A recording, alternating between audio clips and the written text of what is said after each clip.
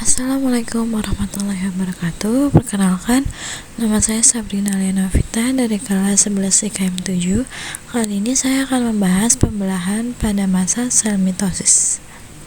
Mitosis adalah proses pembelahan sel pada organisme eukariotik yang menghasilkan dua sel anak yang identik secara genetik dengan sel induknya. Proses ini sangat penting untuk pertumbuhan, perbaikan jaringan yang rusak, dan regenerasi.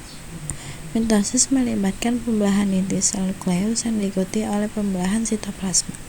Mitosis sendiri dilakukan oleh organisme eukariotik yang berlangsung melalui tahapan-tahapan sel, menghasilkan dua sel anak yang jumlahnya kromosom sama dengan induk, dan terjadi pada sel somatis.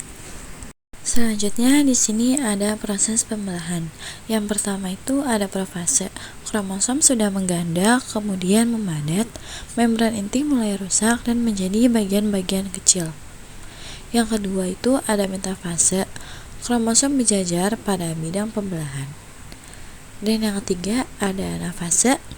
Kromosom bergerak menuju kutub yang berlawanan. Pada akhir anafase kedua, kutub sel memiliki kromosom yang jumlahnya sama. Dan yang terakhir ada telofase. Membran inti mulai kembali bergabung, terbentuk dua sel anak yang bersifat diploid. Selanjutnya di sini ada tahapan pada mitosis. Yang pertama itu ada interfase, yang kedua poprase, yang ketiga prometafase, yang keempat metafase, yang kelima anafase, dan yang terakhir telofase.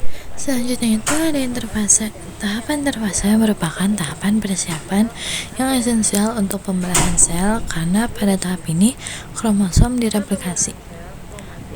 Saat pembelahan sel, kromatin dikemas dengan padat dan kompak juga. Yang kedua ada profase. Kromatin dalam nukleus mulai terkoneksi dan terlihat sebagai kromosom, sehingga nukleus menghilang dan sentrom mulai bergerak ke ujung nukleus yang berlawanan, dan suatu benang mikrotubul mulai memanjang pada saat sentrometer untuk membentuk benang mitosis. Selanjutnya yaitu ada metafase. Mikrotubul meluas menuju setiap ujung yang berlawanan dan membentuk spindle pole atau mitotic center. Pada sel hewan, setiap spindle pole mengandung sepasang centriole. Benang mitosis memposisikan kromosom berjajar pada bagian tengah sel disebut dengan metafase. Di bagian selanjutnya yaitu ada anafase. Anafase dimulai secara tiba-tiba ketika pasangan konektor pada masing-masing kromatin itu terdorong secara perlahan-lahan menuju kutub spindel yang berada di anafase.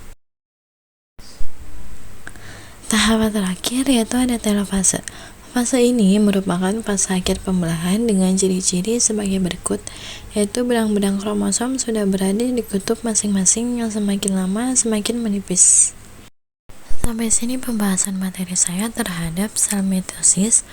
Mohon maaf bila ada salah kata. Wassalamualaikum warahmatullahi wabarakatuh.